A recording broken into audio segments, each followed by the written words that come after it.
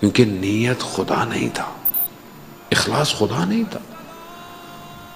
ایک آدمی اگر صرف للہ کرتا ہو تو پھر سب کچھ ہے۔ ہمارے پاس دیکھیں رمضان میں بہت اچھی اپرچونٹی ہے کہ ہم یہ پریکٹس کر سکتے ہیں کہ ہم اللہ کی خاطر کام کریں۔ مثال کے طور پر کیا؟ مثال کے طور پر یہ ہماری مائیں، بہنیں، سسٹرز مثلا افطاری بناتی ہیں یا سحری پہ، ان کو چاہیے یہ اس کو نیت کریں اللہ للہ، اللہ کی خاطر، اللہ کی خاطر میں اپنے گھر والوں کے لیے یہ کام کروں، یعنی ان کا یہ کام ان کو اپلفٹ کر دے گا۔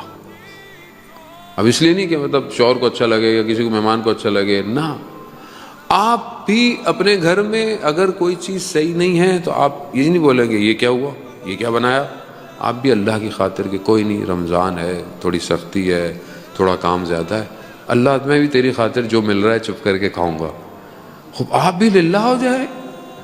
اب یہ پریکٹس یہی ہے کہ آپ سب اللہ کی بھئی ایک گھر میں اگر سارا کام اللہ کی خاطر ہو کتنا بہترین گھر ہوگا وہ۔ اپنے نفس کو ہٹا دیں باہر، اپنے نفس کو چیز کو نکال دیں باہر۔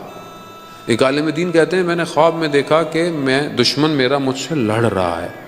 تو میں نے اس کے ہاتھ پہ کاٹا تو درد کی شدت سے میں اٹھ گیا، تو دیکھا میں خود اپنے ہاتھ کو کاٹ رہا ہوں۔ دوسری دفعہ پھر مجھے خواب آیا کہ دشمن مجھ سے لڑا ہے، میں اس کی آنکھ پہ جو ہے وہ مارا، دیکھا میں نے اپنی آنکھ پہ خود مارا، تو کہتے ہیں مجھے سمجھ میں آیا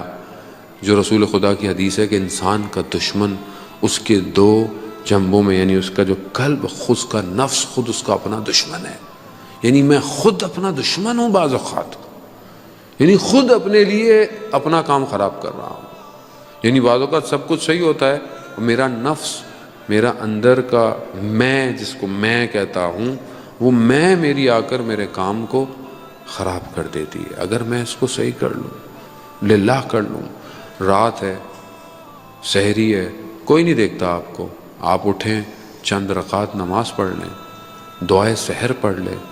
للہ پروردگار تیری خاطر، کوئی نہیں دیکھ رہا، آپ کر کے آپ کرتے ہیں، ایسا نہیں کہ آپ نہیں کر رہے ہوں گے، کرتے ہیں، لیکن آپ اس کو اور تھوڑا سا اسٹرانگ کریں، آپ خود دیکھیں آپ کو لذت ملے گی کہ پروردگار میں تیری خاطر یہ کام کر رہا ہوں، کسی کی خاطر نہیں کر رہا، تیری خاطر۔